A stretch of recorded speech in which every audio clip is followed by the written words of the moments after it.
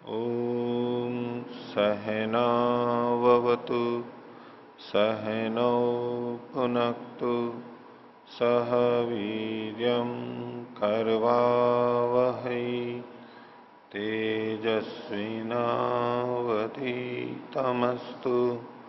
मा विद्विषावहै। ओम शांति शांति शांति। योग दर्शन की 48वीं कक्षा। योग दर्शन के प्रथम पाद, योग दर्शन के दूसरे पाद साधन पाद में 3 सूत्रों को हमने पीछे देखा, जिसमें क्रिया योग को बताया और क्रिया योग से समाधि की भावना और क्लेश के तनु करने की बात कही। और क्लेश 5 होते हैं: अविद्या, अस्मिता, राग, द्वेष और अभिनिवेश। और ये क्लेश जब तक रहते हैं तब तक कार्य कारण स्रोत बना रहता है, गुणों का अधिकार बना रहता है, जन्म मरण होता रहता है। तो ये क्लेश हमारे कर्मों के फल देने में भी कारण बनते हैं। कर्मों का फल कर्मों के अनुसार मिलता है, वो अपनी जगह ठीक है, लेकिन साथ में क्लेश भी होने चाहिए। यदि क्लेश हैं तो कर्माशय विपाकारम भी होता है। और यदि क्लेशों को किसी ने दग्ध बीज कर दिया है तो अकेला कर्माशय फल नहीं दे सकता है, क्योंकि कर्मों का फल देना हमारे सुधार के लिए है, संस्कारों को ठीक करने के लिए है। और जिसने अपने संस्कारों को ठीक कर लिया, दग्ध बीज कर लिया, तो अब उसके लिए और कुछ उससे ऊंची स्थिति प्राप्त करने योग्य नहीं है। इसलिए कर्म फल का भी कोई महत्व नहीं रहता है। तो अंत में इन्होंने कहा था कि ये कर्म के विपाक को वहन करते हैं। केवल कर्माशय कर्म दे देता हो ऐसा नहीं है, साथ में संस्कार यानी क्लिष्ट संस्कार भी होते हैं, तो कर्माशय फिर फल देता रहता है।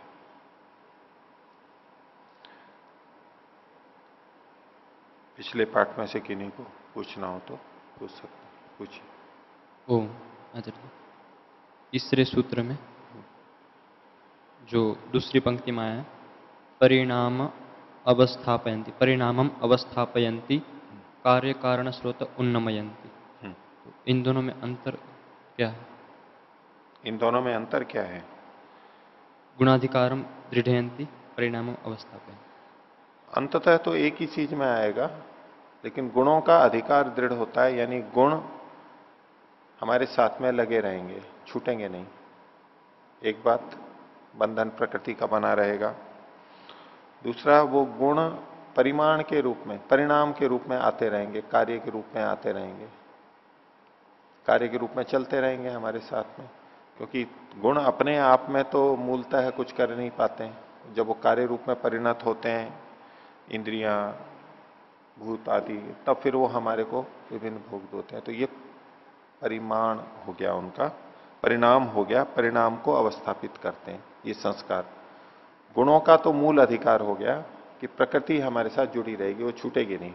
भोगाप वर्गार्थम दृश्य, मूल प्रकृति हमारे साथ जुड़ी रहेगी। एक तो ये बात हो गई। इसको उसका एक से भी हो सकता है, लेकिन इसको विस्तार से बताया स्पष्ट करते हुए कि ये इनके परिणाम को करने लगते हैं, जो कार्य इनके हैं वो होने लगते हैं। और तीसरे में इसको कारण कार्य स्रोत को वो बढ़ाते जाते हैं। जो परस्पर कारण कार्य संबंध है वो और फैलता जाता है, बढ़ता जाता है, और गति इनकी बढ़ती जाती है यदि ये क्लेश है तो। और कारण कार्य स्रोत किस रूप में कि कारण कर्म फल की दृष्टि से हम देखें तो कर्म और कर्म के फल ये कारण कार्य हैं, इनको वो बढ़ाते जाते हैं। और कारण कार्य की दृष्टि से अब दूसरी दृष्टि से देखें कारण कार्य को कि मूल प्रकृति कारण हो गया और कार्य द्रव्य कार्य हो गए, जो उनसे निर्मित चीज है, तो इसको चलाता रहेगा। ये चीजें हमारे लिए बनती रहेंगी। मूल प्रकृति में आएगा, फिर मूल प्रकृति से कार्य द्रव्य बनेंगे, फिर मूल प्रकृति आएगा। ये जो स्रोत है, ये जो प्रवाह है, ये लगातार चलता रहेगा। बंधन बना रहेगा, तात्पर्य एक ही है।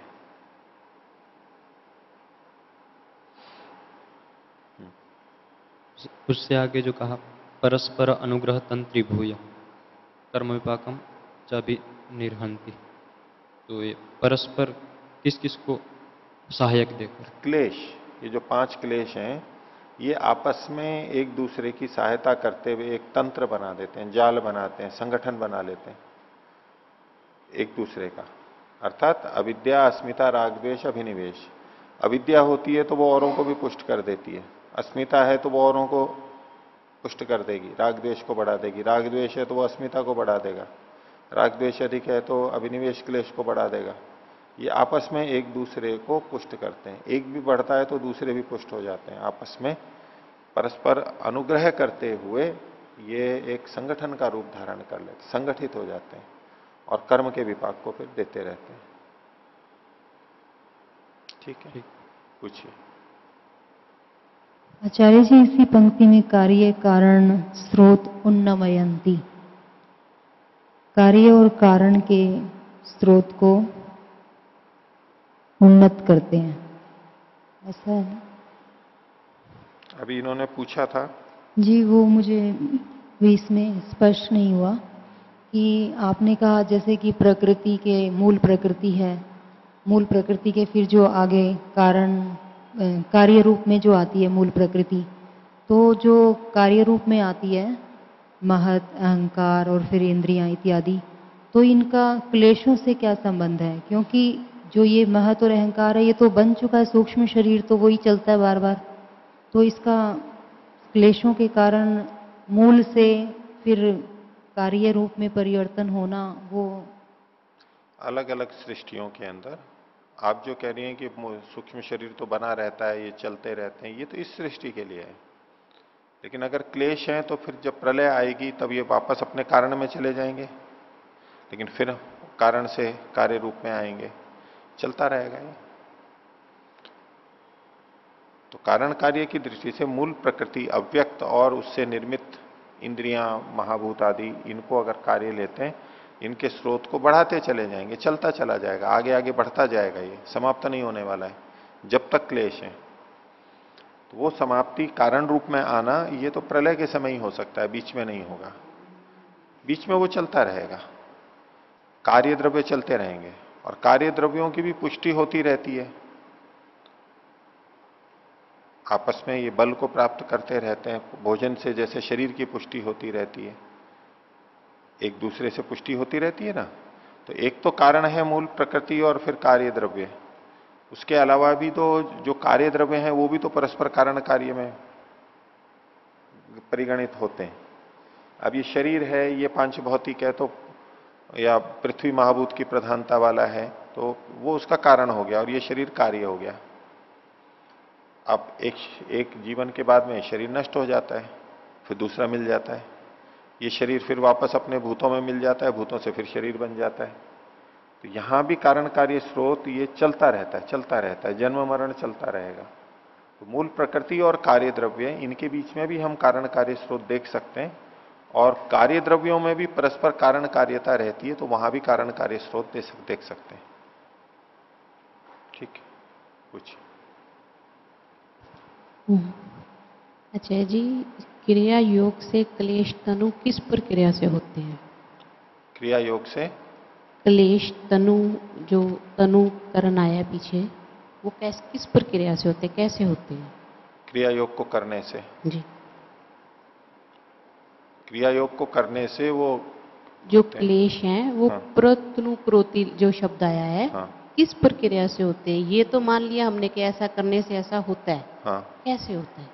कैसे होता है? मानसिक स्तर पे होता है कि जब जब हम, इस विषय मैंने वैसे रखा था मेरी समझ से, तो जब जब हम तप करेंगे, तप स्वाध्याय ईश्वर प्रणिधान में से कोई सा भी ले लीजिए आप, किसी को भी तप को ले लीजिए,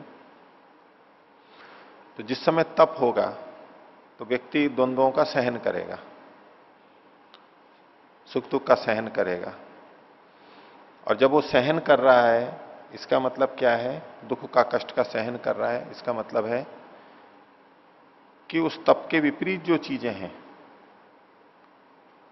जिनकी तरफ वो हमेशा जाता रहा है और उसी तरफ जाना जिसको उसको सरल लगता रहा है, अब उसको वो रोक रहा है, उसके विपरीत चल रहा है, तो एक नया संस्कार डाल रहा है अपने ऊपर, अच्छा संस्कार डाल रहा है। तो जब ये संस्कार प्रबल हो रहा है तो उसके दो तरह से प्रभाव आते हैं। एक तो जो विपरीत संस्कार है वो बलवान नहीं होगा। अगर वो तप नहीं करता तो क्या करता? तप नहीं करता तो क्या करता? वो जो करता उससे उसके क्लिष्ट संस्कार और बढ़ते। वो ना करके वो तप कर रहा है, तो पहला परिणाम तो क्या हुआ? जो क्लिष्ट संस्कार थे वो अब बढ़ेंगे नहीं, जो नए बनने थे वो नहीं बनेंगे, एक बात। दूसरा, जब तप कर रहा है तो उस तप के जो संस्कार पड़ रहे हैं, अक्लिष्ट संस्कार, उन अक्लिष्ट संस्कारों के बढ़ने से भी क्लिष्ट संस्कार क्षीण होते हैं, जो बने हुए हैं वो भी। एक तो है कि जितनी गंदगी है वो बढ़ी नहीं इस रूप में, और एक है कि जो गंदगी थी वो क्षीण हो गई। ये दोनों तरह से काम करते हैं। तो जब भी तप करेंगे, आप तप का कोई भी उदाहरण ले लीजिए, जो आपको मन में आए, कोई सा तप का उदाहरण ले लीजिए। मान लीजिए कोई भूखा ही रह रहा है, तो यदि वो खाना खा लेता, उसके विपरीत करके देखिए।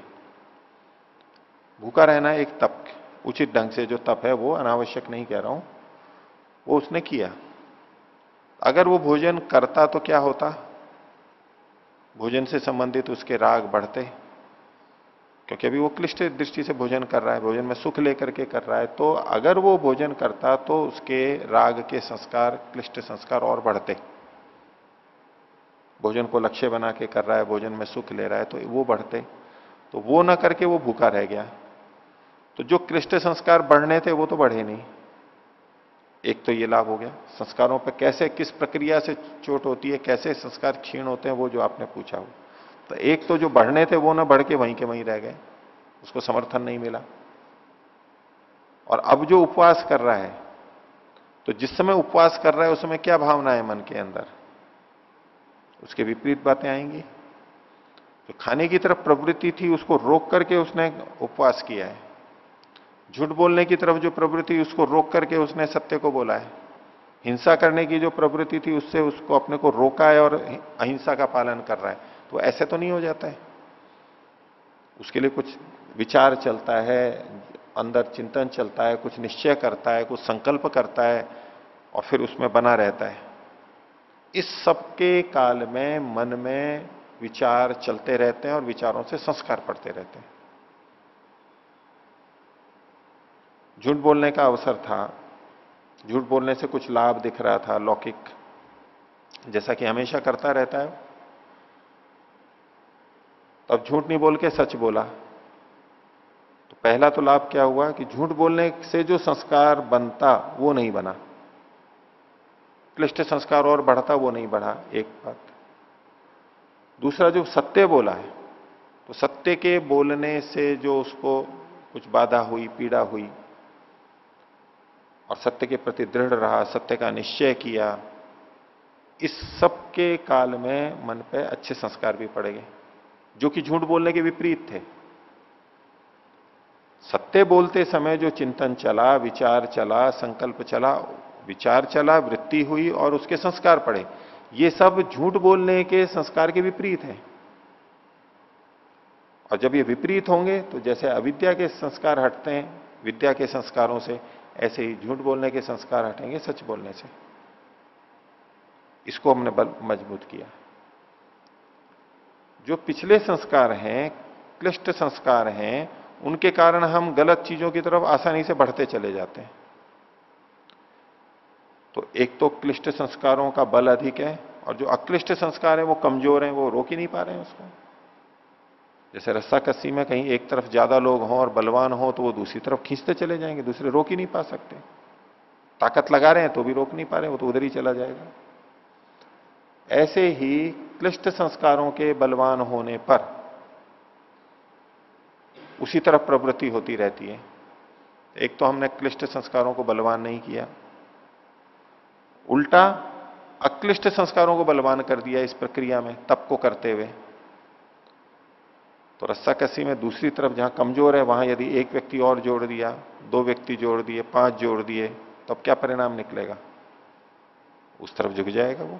एक सीमा पे पहले तो उधर जाना बंद हो जाएगा, प्रवृत्ति कम हो जाएगी, रुकेगा, बराबर आएगा और फिर उधर चला जाएगा, उधर झुकने लग जाएगा।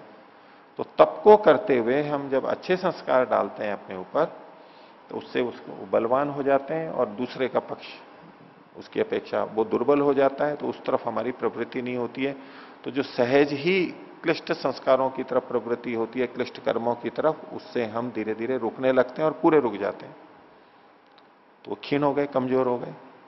और फिर बाद में जब हम उस तरफ नहीं जाएंगे, बार बार नहीं जाएंगे, हमारा नियंत्रण आ गया है, तो उसके गलत संस्कार आगे भी नहीं पड़ेंगे। पहले तो प्रयत्न से रोकना पड़ रहा था, बाद में सहज हो जाता है।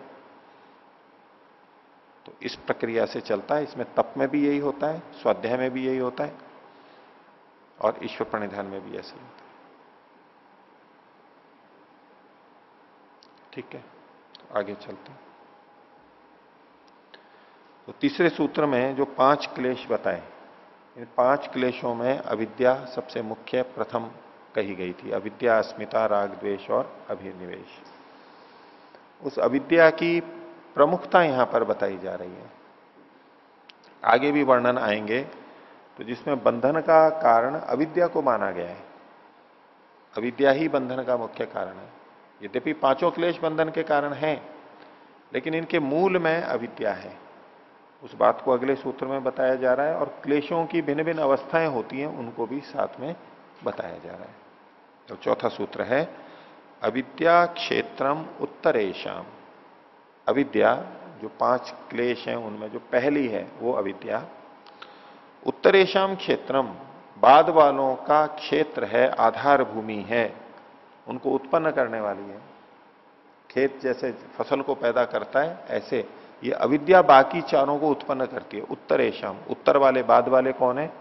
अस्मिता, राग, द्वेष और अभिनिवेश। उन चारों को बढ़ाने वाले, उनकी उत्पत्ति करने वाली कौन है? अविद्या। इन सबकी मां कौन है? अविद्या है। इनकी जननी है, उत्पन्न करने वाली है, उनको बढ़ाने वाली है, उनको पोषण करने वाली है।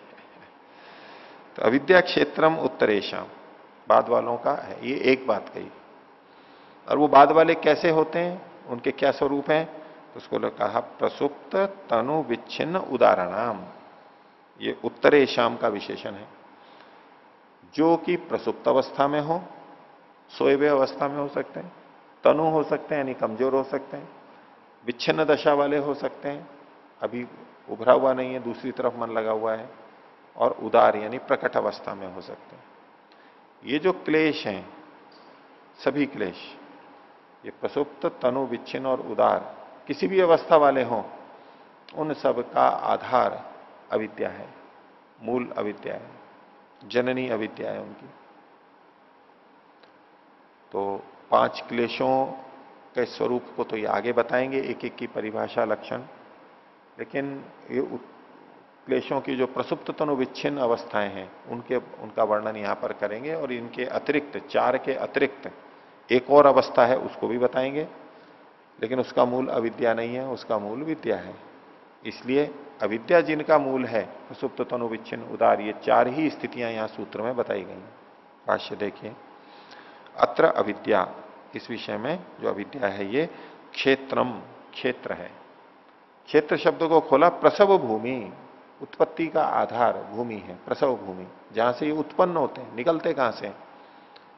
पेड़ जैसे जमीन से निकलते हैं, ऐसे अस्मिता, राग, द्वेष और अभिनिवेश निकलते कहां से? ये अविद्या में से ही निकलते हैं, अविद्या में से ही अंकुरित होते हैं, वहीं से निकल करके आते रहते हैं, बनते रहेंगे बार बार।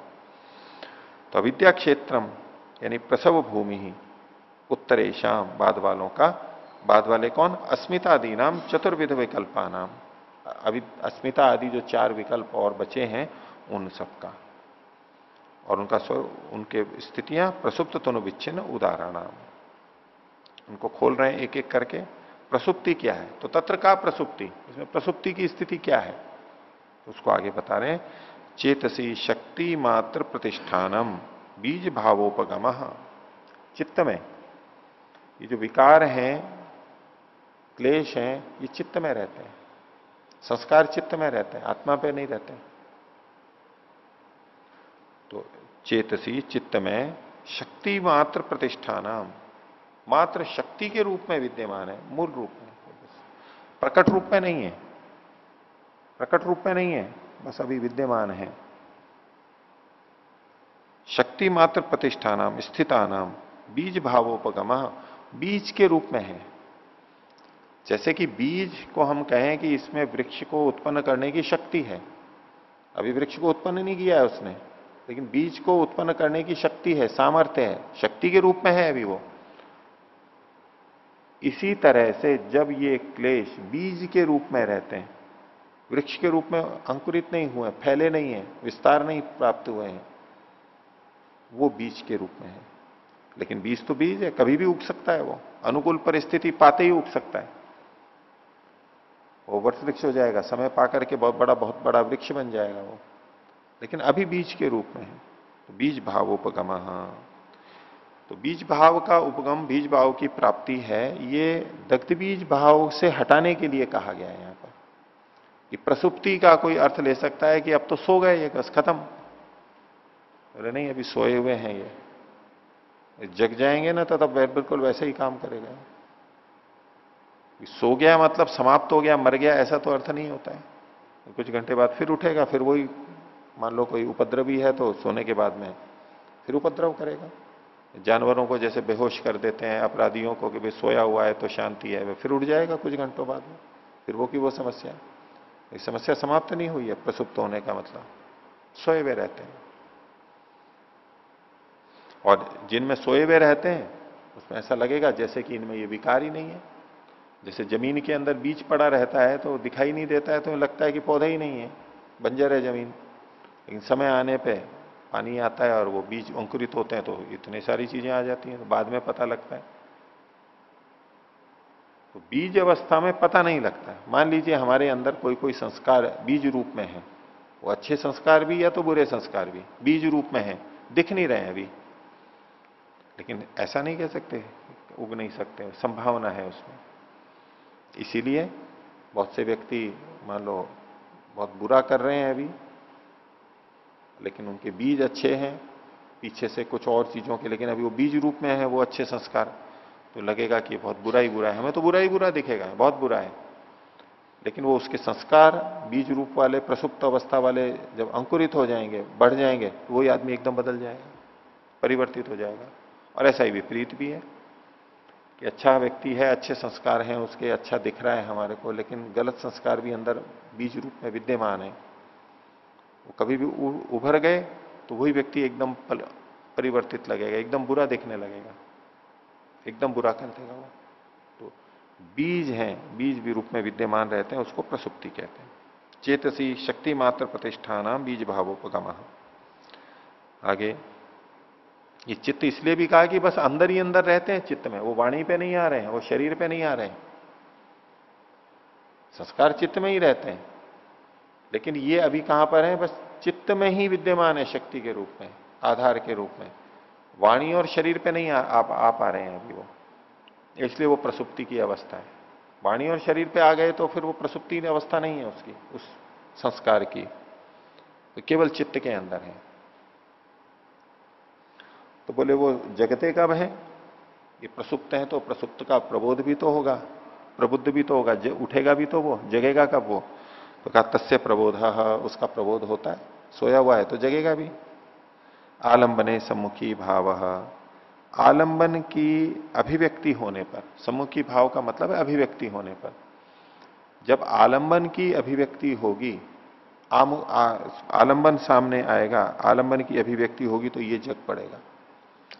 आलंबन कहते हैं कोई ऐसी वस्तु, ऐसी क्रिया, ऐसा व्यक्ति, द्रव्य गुण कर्म कुछ भी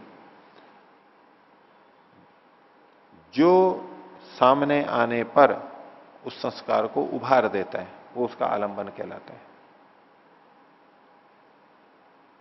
कोई भी विषय वस्तु हमारे सामने आई और उसको देख करके हमारे मन में कुछ विचार आ गया,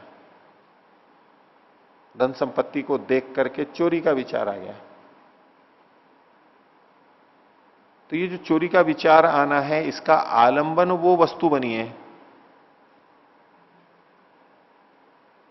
जो धन संपत्ति अचानक जगह पे कहीं आकस्मिक एक एकांत में हमारे को दिख गई, कोई देखने वाला नहीं है, ताला नहीं लगा हुआ है, ये उसका आलंबन बन गया। तो वस्तु को जो सामने है, आलंबन का मतलब होता है आधार, जिसको आधारित आधारित करके वो विचार हमारे उठ जाते हैं, वो उसका आलंबन कहलाता है। एक किसी व्यक्ति को देखते ही क्रोध आ जाता है, किसी व्यक्ति को देखते ही द्वेष पैदा हो जाता है, किसी व्यक्ति को देखते ही राग पैदा हो जाता है, तो वो व्यक्ति इन भावों का, क्रोध का, द्वेष का, ईर्ष्या का, वो आलंबन कहलाता है उस व्यक्ति के लिए। सबके लिए सब आलंबन नहीं होते हैं, किसी लिए कोई आलंबन होता है, किसी के लिए कोई आलंबन होता है। तो ये जो विचार उठते हैं हमारे, उसमें जो कारण बनता है बाहर का, वो आलंबन कहलाता है। बाहर के आलंबन भी होते हैं, अंदर के भी आलंबन हो सकते हैं। हमने कोई विचार प्रारंभ कर दिया तो उस विचार के आलंबन को पाके उसी तरह के क्लेश उभर जाएंगे। अंदर का भी आलंबन होता है, लेकिन प्राय करके बाहर का आलंबन ग्रहण किया जाता है। दोनों का ग्रहण कर सकते हैं। तो तस्य प्रबोध है, उसका प्रबोध कब होता है? जगता का वो आलंबने सम्मुखी भाव, आलंबन के विषय में जब उसकी अभिव्यक्ति होती है।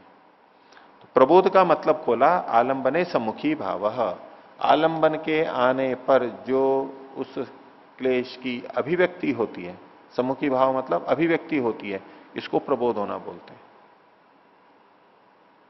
आलंबन सामने आया है तो आलंबन भी हमारे सामने आया है तो उसका सम्मुखी भाव हो सकता है। सम्मुखी भाव शब्द दोनों तरफ घट सकता है। आलंबन आया है तो वो हमारे सम्मुख आ गया है, इस दृष्टि से सम्मुखी भाव किसका हुआ? आलंबन का हुआ। लेकिन यहां पर आलंबने सम्मुखी भावे यूं नहीं लिखा है, आलंबने सम्मुखी भाव लिखा हुआ है, और ये प्रबोध का विशेषण है। तो जब कोई बाहर की चीज, कोई आलंबन हमारे सामने आया है, तो उसके सामने आने पर हमारा जो विचार उठ जाता है, विचार अभिव्यक्त हो जाता है, तो विचार उसके सामने आ जाता है ना, दोनों का सम्मुखी भाव हो जाता है। अगर केवल आलंबन हो और अंदर वृत्ति नहीं उठे, विचार नहीं उठे, तो सम्मुखी भाव कहां हुआ? हमारे सामने तो हो गया, इंद्रिय के सामने तो वो विषय आ गया है, लेकिन विचार की दृष्टि से, क्लेश की दृष्टि से सम्मुखी भाव नहीं हुआ है। वस्तु है, आलंबन है, लेकिन अंदर विचार नहीं है, क्लेश नहीं है। तो क्लेश और आलंबन का सम्मुखी भाव नहीं हुआ, दोनों आमने सामने नहीं हुए। जब सम्मुखी भाव होता है तो दोनों का मुख आमने सामने होता है, दो चीजें होती हैं। तो जो आलंबन होता है वो हमारे सामने आता है, जब हम ये कथन करते हैं वो तो हमारे शरीर और आंखों और इनके सामने आता है, ये सम्मुखी भाव है। लेकिन यहां जो प्रबोध है, क्लेशों का जो प्रबोध है, वो क्या होता है? आलंबन के होने पर सम्मुखी भाव। किसका सम्मुखी भाव? क्लेशों का सम्मुखी भाव, क्लेशों का प्रकटीकरण। तो जब क्लेश उभर जाते हैं तो अब ये दोनों आमने सामने हो गए। तस्य प्रबोध आलंबने सम्मुखी भाव, प्रबोध को खोला इन्होंने, आलंबने सम्मुखी भाव, आलंबन होने पर क्लेश का सम्मुख आ जाना, अभिव्यक्त हो जाना, इसको प्रबोध कहते हैं। आगे प्रसंख्यानवतो दग्ध क्लेश बीजस्य सम्मुखी भूते अपि आलंबने नासो पुनरस्ति। दग्ध बीज भाव से भिन्नता कर रहे हैं। प्रसंख्यानवता, जिसको प्रसंख्यान है, सत्पुरुष अन्यता ख्याति है, विवेक की जो हो गया है उसके, दूसरे शब्दों में आगे कह रहे हैं और बढ़ा करके दग्ध क्लेश बीजस्य, जिसने क्लेशों के को जले हुए भुने हुए बीज के समान, जिसके क्लेश रूपी बीज जिसके दग्ध हो गए, ऐसे व्यक्ति के सम्मुखी भूते अपनी आलंबने, आलंबन के सामने आने पर भी, अब यह सम्मुखी भूत शब्द आलंबन के लिए लग रहा है, आलंबन सामने आने पर भी नासो पुनरस्ति, ये जो क्लेश है ये फिर नहीं आता है, अंकुरित नहीं होगा, बढ़ेगा नहीं, प्रकट नहीं होगा। नासो पुनरस्ति, ये क्लेश फिर दोबारा नहीं आएगा। दग्ध बीज से कुतः प्ररोहा इति, प्रश्न कर रहे हैं भुने हुए बीज का फिर कहां प्ररोह होता है? भुना हुआ चना हो, भुना हुआ जो हो, धानी बन गया हो, मक्का को भून लिया हो, फूल गया हो, वो कहां उगेगा? कितना ही पानी दे लो, कुछ ही कर लो, उगेगा नहीं। तो दग्ध बीज से कुतः प्ररोह, दग्ध बीज का कहां प्ररोह होता है? होता ही नहीं है। बीज तो है, दिख रहा है, लेकिन प्ररोह नहीं होगा, अंकुरित नहीं होगा। दग्ध बीज से कुतः प्ररोह है। इसी कारण से अतः क्षीण क्लेश कुशल चरम देह इत्युच्यते, तो जो इस दग्ध बीज अवस्था में चला जाता है उस व्यक्ति को कहते हैं क्षीण क्लेश। इसने क्लेशों को क्षीण कर दिया, यानी समाप्त कर दिया है। कुशल, वो कुशल हो गया है, इससे ज्यादा कुशल नहीं हो सकता कोई, अपने क्लेशों को दग्धबीज कर दे, सबसे ऊंची स्थिति है कुशल। और चरम देह, अंतिम देह है ये, इसके बाद में उसको शरीर नहीं मिलेगा, वो मुक्ति में चला जाएगा। ये चरम देह, जीवन मुक्त हो जाता है। तो दग्धबीज जो हो गया है उसको क्षीण क्लेश भी कहते हैं, कुशल भी कहते हैं, चरम देह इत्युच्यते, इन शब्दों से उसको कहा जाता है। और जब ऐसा होता है तो तत्रई वसा दग्धबीज भावा पंचमी क्लेशावस्था न अन्यत्र इति, वहीं पर ही दग्धबीज भाव वाली क्लेशों की पांचवी अवस्था होती है। अन्यत्र न अन्यत्र इति, अन्यत्र नहीं होती है। सूत्र में जो प्रसुप्त तनु विच्छिन्न उदार ये अवस्थाएं बताई, ये थी 4। दग्धबीज अवस्था ये भी क्लेशों की ही है, तो ये 5वीं अवस्था है। तो जो क्लेशों की दग्धबीज भाव अवस्था है, जो 5वीं अवस्था है, ये यहीं पर ही होती है और कहीं नहीं होती है। इसके अतिरिक्त जो जीवन मुक्त है, कुशल है, दग्ध क्लेश बीज है, चरमदेह है, इन्हीं में ही दग्धबीज अवस्था, ये 5वीं अवस्था होती है। बाकी जगह अगर हमारे को विकार दिखाई नहीं दे रहे हैं तो ये नहीं समझ लेना चाहिए कि ये दग्धबीज हो गए। वो प्रसुप्त अवस्था में हो सकते हैं, वो तनु हो सकते हैं, कमजोर हो सकते हैं, वर्षों प्रसुप्त रह सकते हैं, उगते ही नहीं है, उगेंगे ही नहीं। जैसे छोटे बच्चे हों, उनके अंदर कुछ विकार आते ही नहीं है, काम का विकार उनमें आता ही नहीं है। बिल्कुल छोटे बच्चे जो शिशु हों, क्यों नहीं आता है?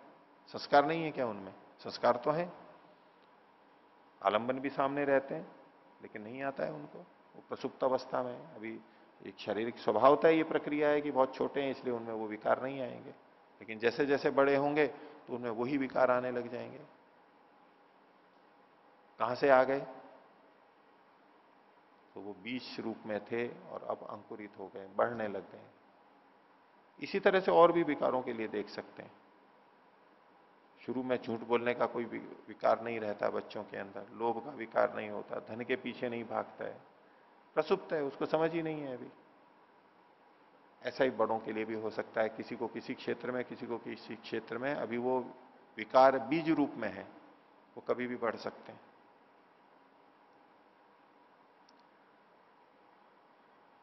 आगे, सताम क्लेशानाम तदा बीज सामर्थ्यम दग्धम इति विषय से सम्मुखी भावे भी सती न भवती एशाम प्रबोध।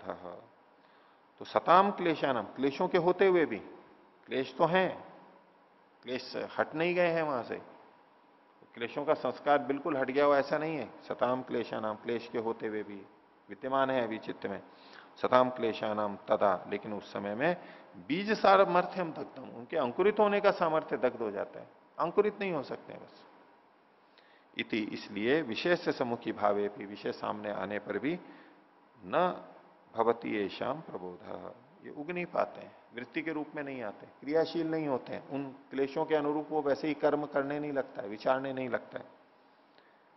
तो इस प्रकार इति उक्ता प्रसुप्ति ही, अल्प विराम, इस प्रकार एक तो प्रसुप्ति कह दी गई है, पहला जो स्थिति थी प्रसुप्ति, और दग्ध बीजानाम अप्ररोहश्च, जो दग्ध बीज हो चुके हैं उनका अप्ररोह होता है, ये भी कह दिया गया है। 2 चीजें कह दी गई हैं यहां पर। आगे, तनु, तनुत्व उच्यते, अब तनुत्व के बारे में कह रहे हैं। प्रतिपक्ष भावनोपहता क्लेशा तनवो भवंती, प्रतिपक्ष भावना से कमजोर हुए वे क्लेश, उपहत हुए वे क्लेश तनु हो जाते हैं। प्रतिपक्ष भावना, विपरीत भावना, जो क्लेश हमें हितकर दिखाई देते थे, जिनको करने से हमें लाभ सुख हित दिखाई देता था, उनमें दुख अहित हानि दिखने लगती है। इससे ये हानि है, इससे ये दुख आ जाएगा, ये जो सोचना है, ये प्रतिपक्ष भावना है। तो प्रतिपक्ष भावना से वो उपहत होते हैं, क्षीण होते हैं। हम सीधे करते हैं कि ये गलत चीज है, ये हानिकारक है, ये मेरे लिए हितकर नहीं है, वो छूट जाती है। जैसे जैसे हम उसके दोष देखने लग जाते हैं, जितने अधिक देखने लग जाते हैं, उतनी उतनी वो छूटती जाती है। गलत चीज को हम अपना ही नहीं सकते। गलत चीज को अपना रहे हैं तो कुछ ना कुछ हित देख रहे हैं उसमें हम, तो जब धीरे धीरे विवेक के होने पर वो नष्ट होता जाता है तो हम उसका सेवन समाप्त कर देते हैं, हट जाता है वो हमारे से। तो प्रतिपक्ष भावना से उपहत होते हुए, बार बार उससे ताड़ित होते हुए क्लेश तनु हो जाते हैं, कमजोर हो जाते हैं। क्रिया योग के अंदर भी परोक्ष रूप से, साक्षात नहीं लेकिन परोक्ष रूप से हम प्रतिपक्ष भावना तो कर ही रहे होते हैं, तभी तो दूसरी चीज को अपना रहे हैं। प्रतिपक्ष भावना चलती रहती है कुछ ना कुछ, और सीधे सीधे भी प्रतिपक्ष भावना होती है। जो मूल कारण है वो आगे भी बताएंगे। और योग दर्शन में क्लेशों को क्षीण करना, दग्धबीज करना, उसका जो मूल और अंतिम उपाय है ये प्रतिपक्ष भावना ही है। सूत्रकार भी आगे कहेंगे, ये तो भाष्यकार ने कहा है, ये मूल और असली उपाय है प्रतिपक्ष भावना, सबसे बड़ा और मुख्य उपाय है।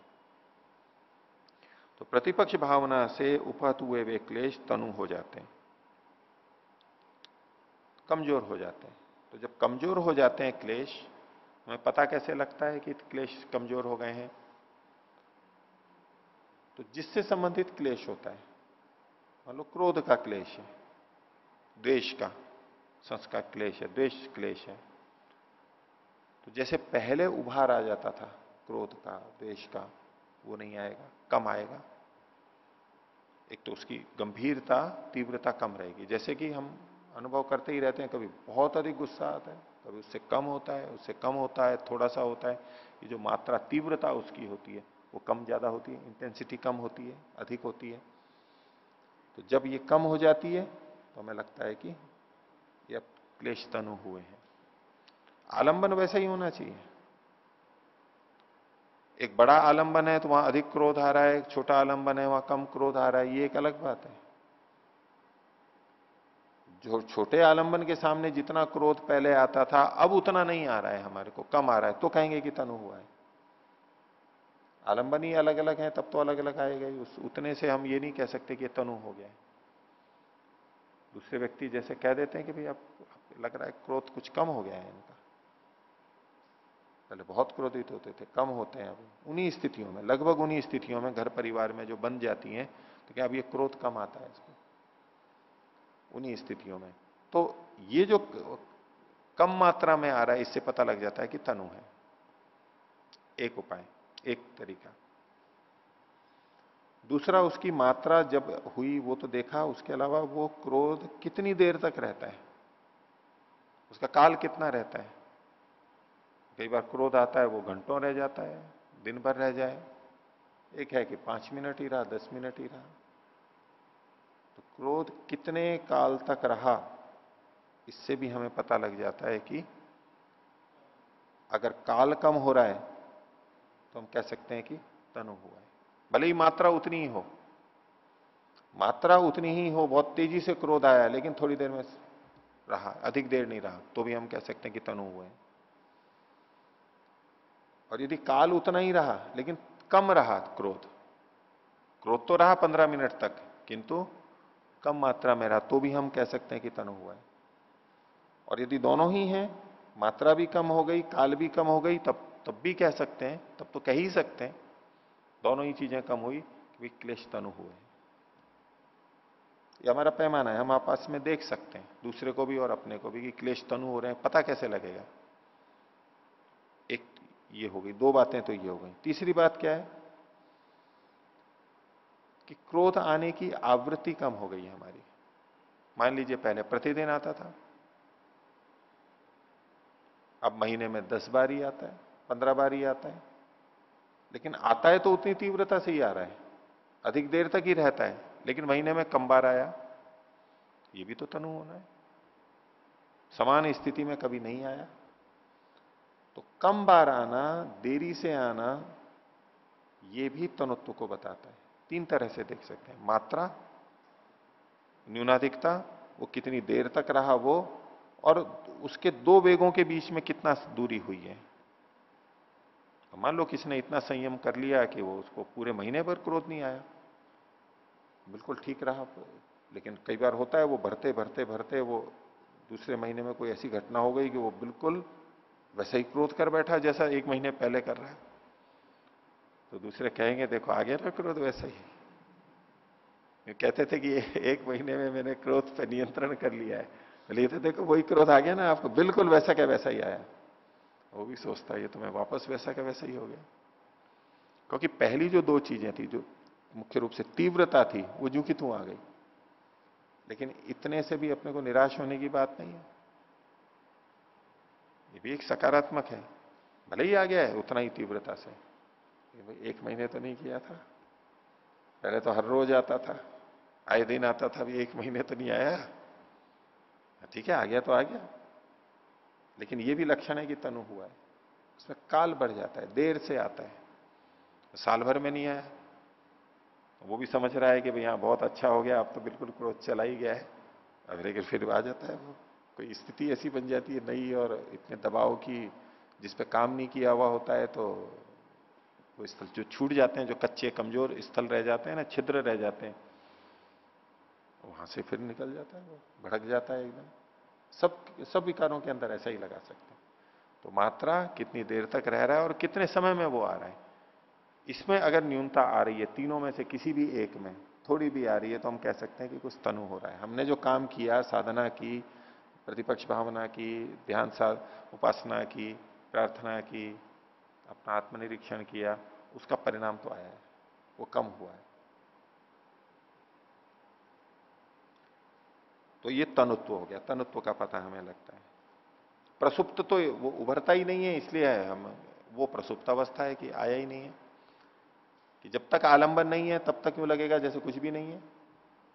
आलंबन आया फिर आ गया, तो जब तक आलंबन नहीं था तब तक जो स्थिति थी, तो कह सकते हैं कि सुप्त था, अभी विचार ही नहीं आया, वो स्थिति नहीं बनी। तो कई जने कहते हैं कि भाई हम शिविर में आते हैं तो अब यहां पर यम नियम के विपरीत कोई बात ही नहीं है, क्या तो झूठ बोलें और क्या हिंसा करें, या तो मौन है और कोई बात ही नहीं है, तो यहां तो सहज ही पालन होता रहता है। तो आलंबन नहीं है या कम हो गए हैं। जो आलंबन घर में इन विकारों के थे, कार्यालय में थे, क्षेत्र में थे, वो यहां पर नहीं रहे। अब व्यक्ति भी अलग हो गए, वहां व्यक्ति अलग थे जिनसे तनाव था, ये व्यक्ति ही अलग हो गए। तो अब बोले कि ऐसा लगता है जैसे है ही नहीं कुछ मन के अंदर। तो ये कैसे है? ये बीज के रूप में प्रसुप्त है अभी, आलंबन आते ही फिर उभर जाएगा वो। तो प्रसुप्त और तनु, आगे कहा विच्छिन्न। तो तथा विच्छिद्य, विच्छिद्य विच्छिद्य दो तरह से ले लेते हैं यहां पर। विच्छिद्य विच्छिद्य तेन तेन आत्मना पुनः पुनः समुदाचरंती इति विच्छिन्न। विच्छिन्न, छिन्न कहते हैं कटा हुआ, अलग, पृथक कर दिया हुआ।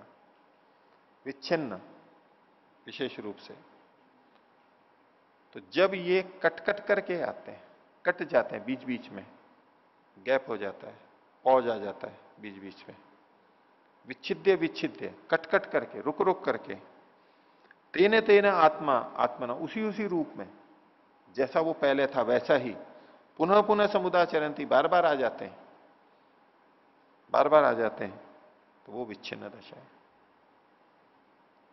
तो उसके दो ढंग से आगे व्याख्या है, स्वयं उदाहरण देके कह रहे हैं कि जब कोई क्लेश अभी है हमारे में, हमें पता है, काम क्रोध लोभ मोह ईर्ष्या द्वेष जो भी कोई क्लेश है वो अभी हमारे में है, लेकिन कभी स्थितियां ऐसी आ जाती हैं कि यूं लगेगा जैसे बिल्कुल ही चला गया। अब किसी परिवार वाले से पे हमारे को क्रोध आ रहा है और उसी समय कोई दुर्घटना हो गई, उसको बहुत चोट लग गई, तब उसके प्रति प्रेम आ जाएगा, उसको लेकर के चिकित्सालय जाएंगे, सेवा करेंगे, सब कुछ करेंगे, वो क्रोध कहां गया? समाप्त। अथवा कोई दूसरी बात हो गई, बहुत झगड़ रहे हैं, बहुत क्रोध आ रहा है, उतने में कोई बहुत प्रिय व्यक्ति आ गया, इच्छुक व्यक्ति आ गया, कोई बहुत बड़ा व्यक्ति आ गया जिसकी कामना करते थे कि ये हमारे घर पे आ गया, दिखाई दे गया, कोई राजनेता, कोई संत महात्मा, कोई हीरो हीरोइन, कोई भी लेखक बड़ा, संगीतकार, तो देखा तो एकदम से क्या स्थिति बनेगी? क्रोध तो जाएगा, दूसरे विकार जाएंगे और बस उसी तरफ रह जाएगा। तो ये स्थिति विच्छिन्न दशा है। उसको दो तरह से बता रहे हैं आगे। कथम, कैसे? राग काले क्रोधस्य अदर्शनात्, जिस समय राग होता है, राग प्रेम के रूप में होता है, स्नेह के रूप में होता है, उस समय क्रोध के नहीं देखे जाने से, व्यक्ति में क्रोध है, तो कहें ये बहुत क्रोधित व्यक्ति है, तो कहते कि हमने तो कभी देखा नहीं इनका क्रोध। हाँ, बोले आपको पता नहीं है अभी घर पे क्या स्थिति बनती है, बच्चा कितना क्रोध करता है। लेकिन लेकिन बाहर रहते हैं वही, वहां तो जब नए नए मिलते हैं तब तो अच्छे ढंग से ही बात करते हैं। क्रोध तो ऐसे ही थोड़ा ना आ जाता है। नहीं लगेगा अभी बहुत अच्छे ढंग से बात कर रहे हैं। बोले दूसरों से बात करते हैं बड़ों से और उससे, तो बोले बहुत अच्छे ढंग से बात करते हैं, बहुत प्रेम से बात करते हैं, सोच ही नहीं सकते कि इसको गुस्सा आ सकता है, इतने अच्छे ढंग से। रंग रूप भी ऐसा है कि लगे ही नहीं कि ये क्रोधित हो सकता है व्यक्ति, लेकिन पीछे आ जाता है। तो जिस समय राग उपस्थित है उस समय क्रोध नहीं आएगा। अब मां को कितना ही क्रोध आता हो, लेकिन उसका छोटा बच्चा शिशु साथ में है और उसका बहुत उसके स्नेह उभर रहा है उसका, उसमें क्रोध आएगा ही नहीं। वो सारा क्रोध भूल करके वो तो उसके प्रति राग है, स्नेह है, बस उसी में रहेगी वो, क्रोध तो चला जाएगा। ये विच्छिन्न दशा है। तो राग काले क्रोध से अदर्शनाथ, आगे कह रहे हैं, इसी को खोल रहे हैं, नहीं राग काले क्रोध है समुदाचरती, राग के काल में क्रोध उभरता नहीं है, ऐसे में क्रोध नहीं आएगा। ऐसा विपरीत भी कर सकते हैं, क्रोध के काल में राग नहीं आएगा, उभरेगा नहीं। ये एक प्रकार है, ये जो विच्छिन्न दशा का वर्णन कर रहे हैं ये एक प्रकार है। एक प्रकार क्या कि राग और क्रोध ये जो दो भाव हैं या क्लेश हैं, ये राग और द्वेष कह लीजिए, ये परस्पर विपरीत हैं। तो जो क्लेश अभी उभरा हुआ है उसके विपरीत वाला क्लेश नहीं रहेगा। अभी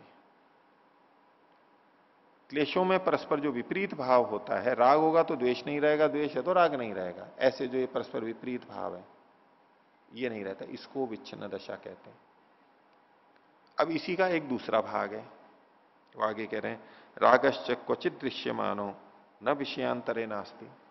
एक राग कहीं दिखाई दे रहा है, किसी व्यक्ति में, किसी वस्तु में राग अभी हमारा उभरा हुआ है,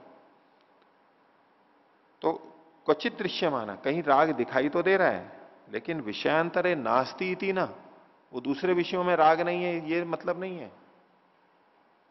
अब राग ही राग में विच्छिन्न दशा बताई जा रही है। पिछले में क्या था, राग और क्रोध का था, विपरीत चीजें थी, भिन्न चीजें थी। अब केवल राग के लिए ही, अब विषय बदल दिया है, आलंबन बदल गया है।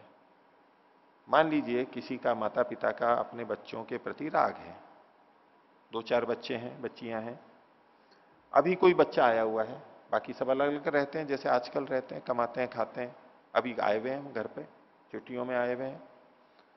अब जो बच्चा आया हुआ है या बच्ची आई हुई है उसके प्रति माता पिता का राग अभी उभरा हुआ है, उससे संबंधित व्यवहार चल रहा है। लेकिन इसका यह मतलब नहीं है कि अन्य बच्चों के प्रति राग नहीं है उसको, लेकिन अन्य बच्चों पर राग नहीं आ रहा है अभी।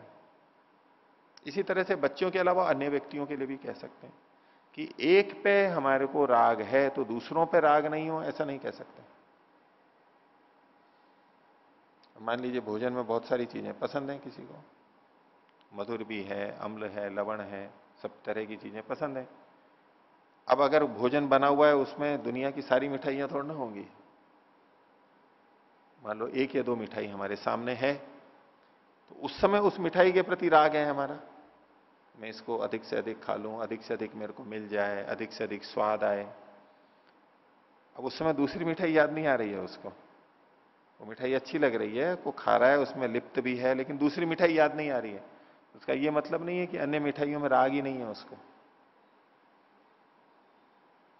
एक वस्तु, एक मिठाई में, एक खाद्य पदार्थ में अभी राग है, इसका यह मतलब नहीं है कि अन्यों में नहीं है। यहां अभी उदार अवस्था में है, प्रकट रूप में है, और अन्यों में प्रकट नहीं है। जब ये वस्तु नहीं होगी, अगले भोजन में दूसरी मिठाई आएगी तो उसके प्रति भी वैसा ही राग रहेगा। तो राग ही जब दूसरी चीजों में एक दूसरे आलंबन से नहीं होता है, ये भी विच्छिन्न दशा है। ऐसे ही क्रोध में भी ले सकते हैं।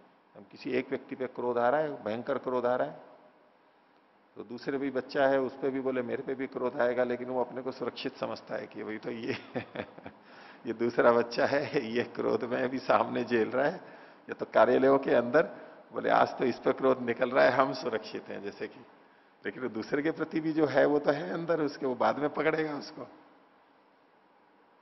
तो समान में भिन्नता होती है, दूसरा तरीका बताया, ये भी विच्छिन्न दशा है। तो रागस्य क्वचित दृश्य मानो न विषयांतरे नास्ति, उसके लिए उदाहरण दिया, नैकस्याम स्त्रियाम चैत्रो रक्त इति अन्यासु स्त्रीषु भी रक्त इति। महिलाओं का उदाहरण दे दिया कि चैत्र एक व्यक्ति का नाम है और वो किसी महिला के प्रति आसक्त है, राग युक्त है, तो उसका यह मतलब नहीं है कि वो अन्य स्त्रियों के प्रति राग युक्त नहीं है, उसका राग अन्य स्त्रियों में समाप्त हो गया है, अभी उस स्त्री के प्रति राग उभरा हुआ है, अभी वो उससे प्रेम करता है, इसलिए वही राग लब्ध वृत्ति वाला है। अब मान लीजिए किसी का देहांत हो जाता है, विपरीत भी ले लीजिए, स्त्री का पुरुष के प्रति ले लीजिए, मान लो उसका देहांत हो जाता है या उसने कुछ ऐसा कार्य कर दिया कि हमारा मन हट गया उससे, उसके साथ नहीं रहना चाहते हैं, तो उसके बाद में भी तो दूसरा विवाह करते हैं, दूसरे से प्रेम संबंध हो जाते हैं। तो अभी किसी एक से लब्ध वृत्ति है, दूसरे से नहीं है, तो एक के प्रति राग है तो दूसरे के प्रति राग अभी उभरा हुआ नहीं है, उसका यह मतलब नहीं है कि राग नहीं है।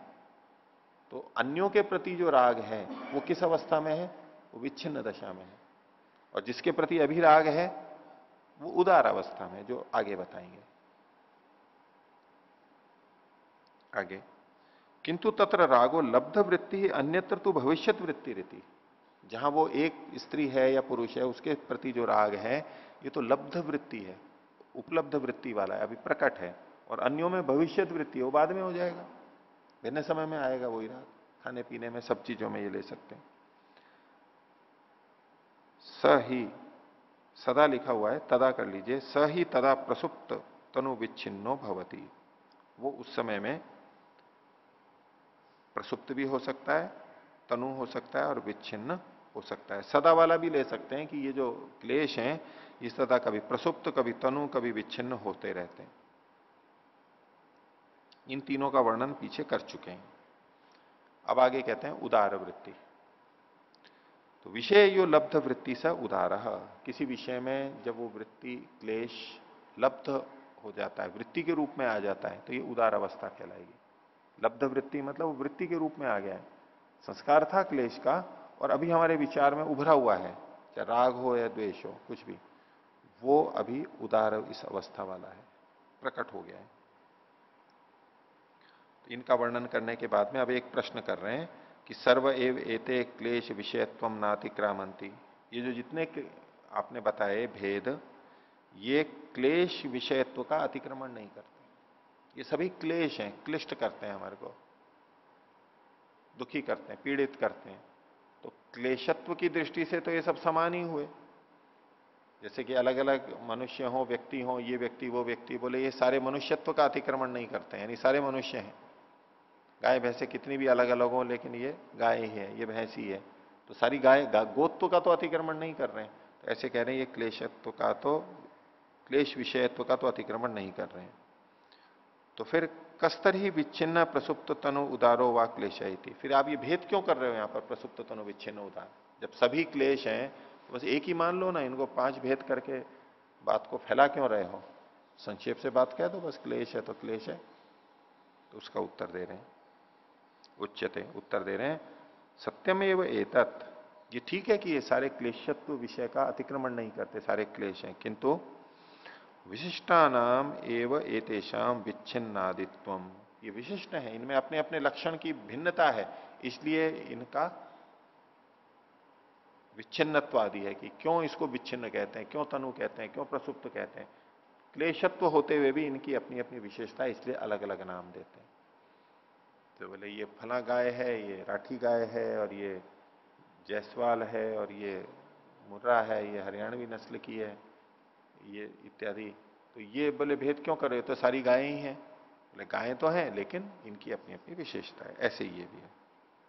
आगे, यथैव प्रतिपक्ष भावना तो निवृत्त तथैव स्वव्यंजकांजन अभिव्यक्त इति, बोले जिस प्रकार से ये क्लेश प्रतिपक्ष भावना से निवृत्त होते हैं, यही मूल बात है, प्रतिपक्ष भावना, हटते हैं, वो तनु होते हैं, हटते हैं, दग्धबीज होते हैं, सब जगह प्रतिपक्ष भावना ही काम करेगी। जहां जैसे ये प्रतिपक्ष भावना से निवृत्त होते हैं, तथैव उसी प्रकार से स्वव्यंजकांज के न अभिव्यक्त इति, अपने प्रकाशक के, व्यंजक के प्रकाशित होने पे, जो प्रकाशक कारण, व्यंजक जो उसका कारण है, उससे ये अभिव्यक्त भी हो जाते हैं। जैसे प्रतिपक्ष भावना से हटते हैं तो इनका जो प्रकट करने वाला, बढ़ाने वाला कारण है, उसे ये प्रकट भी हो जाते हैं। अविद्या से ये बढ़ भी जाते हैं, आलंबन से ये निकल भी जाते हैं, प्रकट हो जाते हैं। आगे, सर्व एवं क्लेशा अविद्या भेदा, ये जितने भी क्लेश हैं ये अविद्या के ही भेद हैं। अविद्या के भेद होते हुए भी अविद्या को भी एक भेद माना है अलग से। अविद्या के भेद होते हुए भी इन भेदों में अविद्या को भी गिन रखा है। क्लेशों के 5 भेद हो गए, 5 हो गए तब तो ठीक है, क्लेश के 5 भेद, अविद्या, अस्मिता, राग, द्वेष, अभिनिवेश। अब यहां क्या कह रहे हैं, ये सारे क्लेश अविद्या के ही भेद हैं, अविद्या के ही अलग अलग प्रकार हैं, तो उसमें अविद्या भी आ गया।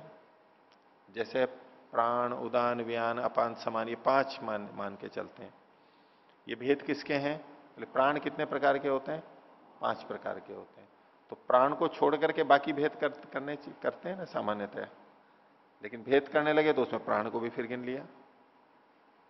तो बोले अगर इन 5 के अंदर प्राण भी आया तो ये 5 प्राण के भेद थोड़ा ना कहलाएंगे? प्रश्न आता है ना। वो मुख्य है प्राण, उसी के ये भेद हैं, ये मुख्य होते हुए भी उसको अलग से लिखा है। ऐसा ही ये अविद्या के बारे में, ये सारे अविद्या के भेद हैं, लेकिन फिर भी अविद्या को भी उन भेदों में एक 5वां भेद मान रखा है। तो सर्व एवं क्लेशा अविद्या भेदा, कस्मात, क्यों है ये अविद्या के भेद?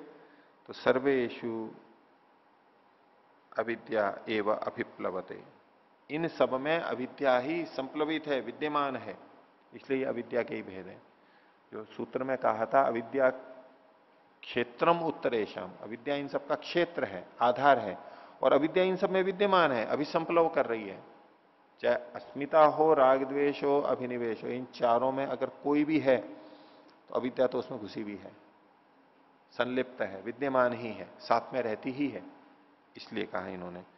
तो सर्वेषु अविद्या अभिसंप्लवते। आगे, यद अविद्या वस्तु आकार्यते तदेव अनुशेरते क्लेशः, ये जो क्लेश हैं किसका अनुसरण करते हैं, अनुशेरते, किसके पीछे पीछे चलते हैं?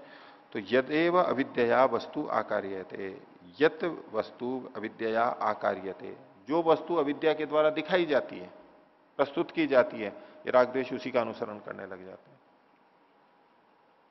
अविद्या के कारण से जो भी वस्तु दिखाई दे रही है, बाकी क्लेश उसी के साथ जुड़ जाएंगे।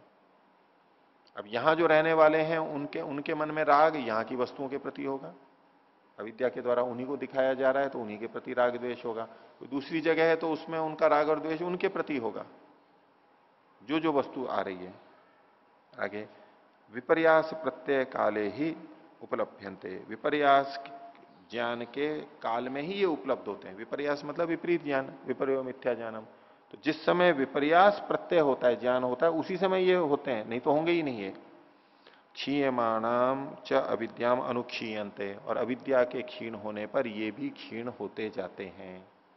अविद्या के बढ़ने पर ये बढ़ते हैं, अविद्या के क्षीण होने पर ये क्षीण होते जाते हैं। अविद्या इनका क्षेत्र है, इसलिए अविद्या को यदि पकड़ लिया और अविद्या को क्षीण कर दिया तो ये तो अपने आप होने ही वाले हैं, और इनको क्षीण करेंगे तो अविद्या भी क्षीण होगी। तो आज का विषय इतना ही रखते हैं। प्रणव।